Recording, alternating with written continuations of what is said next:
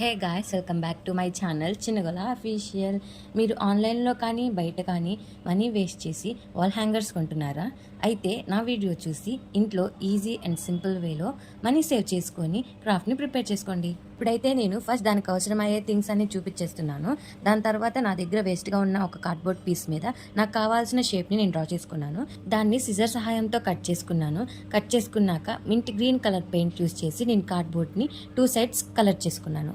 ఇక్కడ మీరు గమనించవచ్చు, నేను నా ప్రతి క్రాఫ్ట్ వీడియోలో ఏదో ఒక పార్ట్లో ఇంట్లో వేస్ట్గా ఉన్న థింగ్స్తోనే నేను క్రాఫ్ట్ని అయితే ప్రిపేర్ చేస్తాను. ఇక్కడ నేనైతే థ్రెడ్స్ని ఈక్వల్ లెంత్లో కట్ చేసుకొని పక్కకు పెట్టుకున్నాను. మనమైతే ఈక్వల్గా కట్ చేసుకున్న థ్రెడ్స్లో ఒక దాన్ని తీసుకొని సూదిలోకి ఇన్సర్ట్ చేసుకొని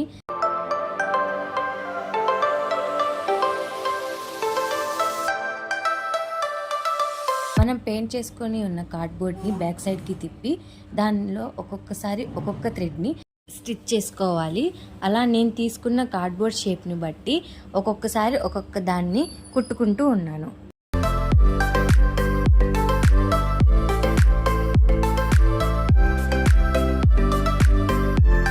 మనం కార్డ్బోర్డ్ మీద సూదితో కుట్టుకున్నాక అడుగున అయితే వేస్ట్గా కొన్ని థ్రెడ్స్ ఉంటాయి కదండి, అవి మనం సిజర్ సహాయంతో కట్ చేసుకోవచ్చు.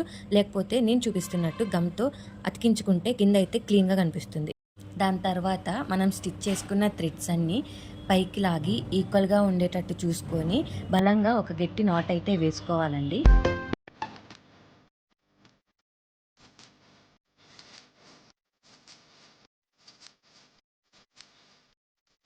ఇప్పుడు నేనైతే ఒక సూది దారం తీసుకొని హ్యాంగర్ని అయితే కుడుతున్నానండి. ఎందుకంటే మనం ఆ క్రాఫ్ట్ని అంతా హ్యాంగ్ చేయడానికి ఒక హ్యాంగర్ కావాలి కదా, అందుకే మనకి కావాల్సినంత లెంత్ చూసుకొని హ్యాంగర్ని అయితే నేను స్టిచ్ చేసుకుంటున్నాను. నేను కార్డ్బోర్డ్ మీద ఎదురు గ్యాప్ ఇచ్చి వెనకంతా ఎందుకు థ్రెడ్తో కుట్టుకున్నానంటే, ఏదైనా ఆబ్జెక్ట్ మనం ప్లేస్ చేసినప్పుడు అది బ్యాలెన్స్గా ఉంటుంది, ఇంకా ఆబ్జెక్ట్ కింద పడకుండా ఆ థ్రెడ్స్ అనేవి సేఫ్గా ఉంటాయి. అందుకని నేను అలా స్టిచ్ చేసుకున్నాను.